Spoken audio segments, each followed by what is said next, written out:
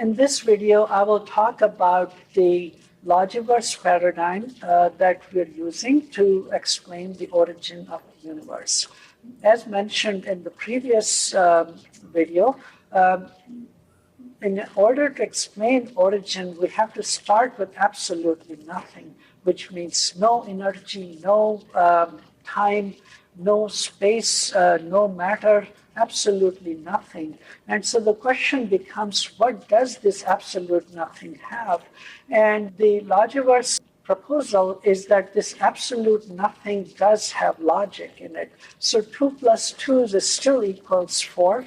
And if 2 plus 2 is equals 4, then every single logical construct that one can create, they are also present in this state of absolute nothingness.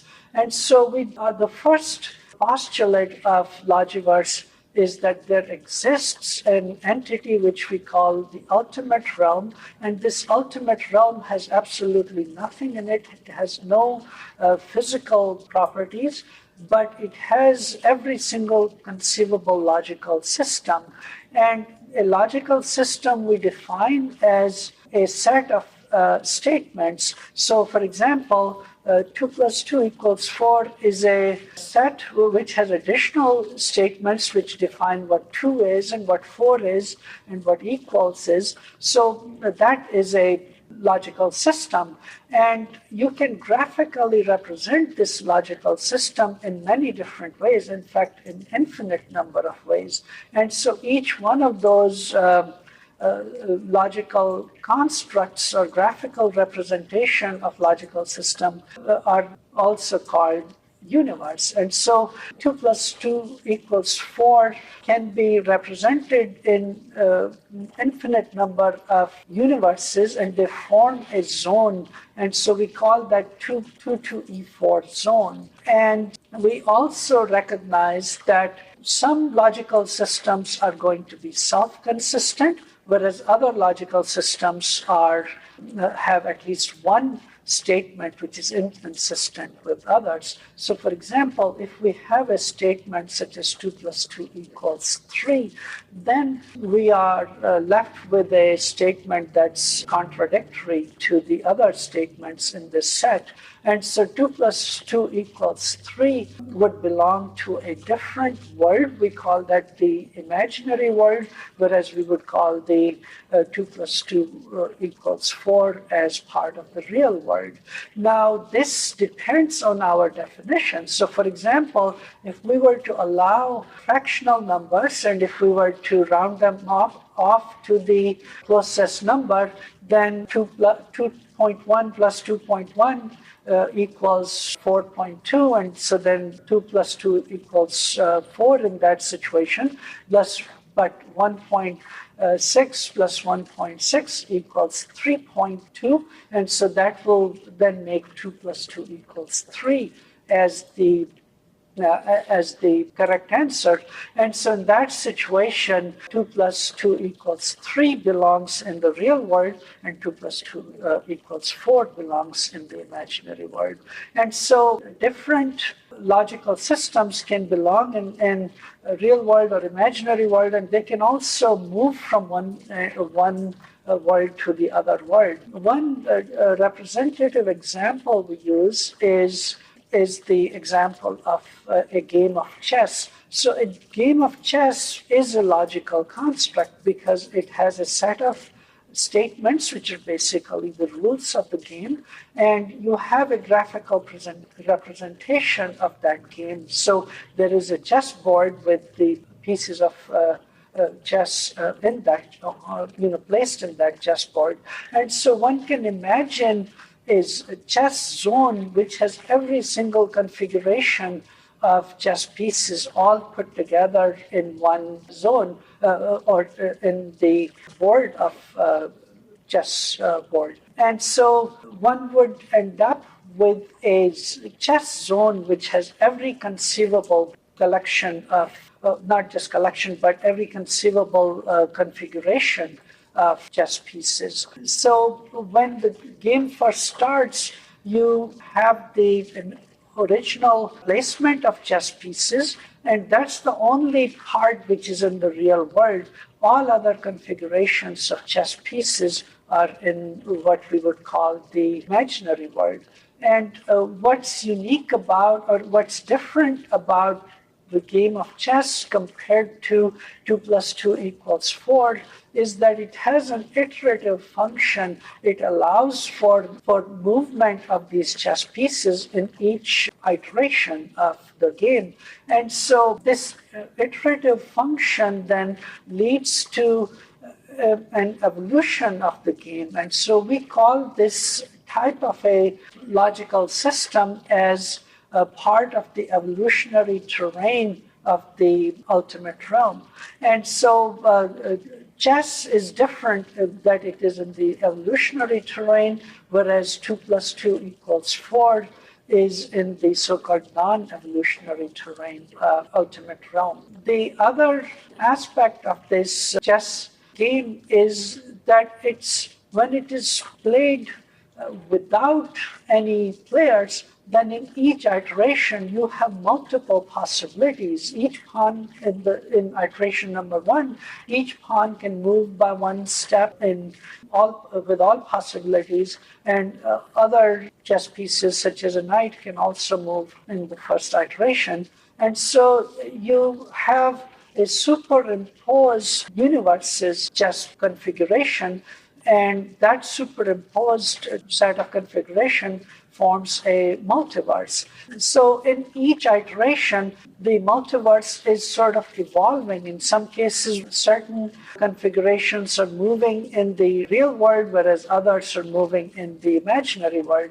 And so as the game progresses, that type of evolution of which universe is in the real world and which one is in the imaginary world also evolves continuously. Now, chess by itself, while it's a complex game, it's not complex enough to support a self-referential algorithm. And so our third postulate of Logiverse is that there is a certain set of logical systems and logical constructs which allow for the creation of a self-reflective algorithm, which is part of that very logical system itself. And then that self-reflective algorithm loops inward and analyzes and interprets that logical system that it belongs to, and the axioms of that logical system then becomes laws of nature for that consciousness algorithm. And so that's what ultimately leads to that transition from a purely logical system to a physical system.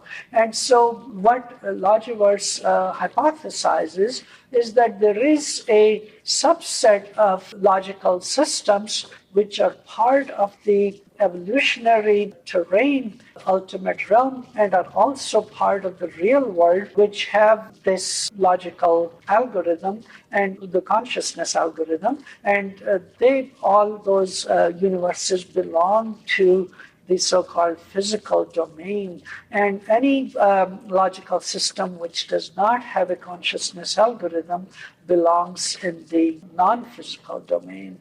And so what we are hypothesizing here is that our universe that we experience is a logical system in the physical domain, the evolutionary terrain, the ultimate realm. And one of the major goals for humanity then, if Logiverse hypothesis is proven, is that we need to define that axiom system that allows for the creation of the universe that we see around us. The other postulate of Logiverse is that there exists an axiom of selection, and this axiom of selection is critical for a consciousness algorithm to evolve. And so when you have a superimposed multiverse where you have all different possibilities. For example, in a chess superimposed multiverse where no player is playing the game, the pawn could be anywhere in the chessboard after a few rounds or a few iterations. And so you end up with a very fuzzy picture, and that fuzzy picture cannot be interpreted, and a consciousness algorithm cannot arise in that fuzzy picture unless consciousness algorithm can invoke the so-called axiom of selection, where you actually choose one possibility over the many possibilities that exist. And this axiom of selection in our universe was a passive axiom. It wasn't really used at all. It's like in a chess game, if you were to use an axiom such as a kangaroo can jump by 10 feet, that does not change the game of chess. And so a game of chess can have literally infinite number of other statements which will not change the game of chess.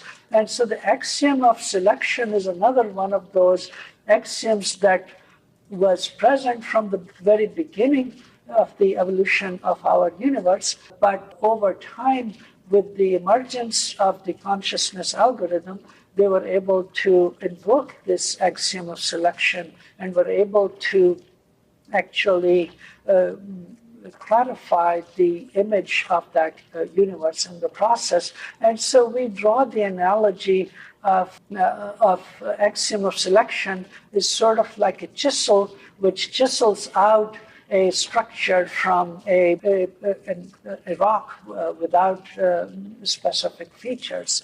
And so that's a very important part of the paradigm of Logiverse.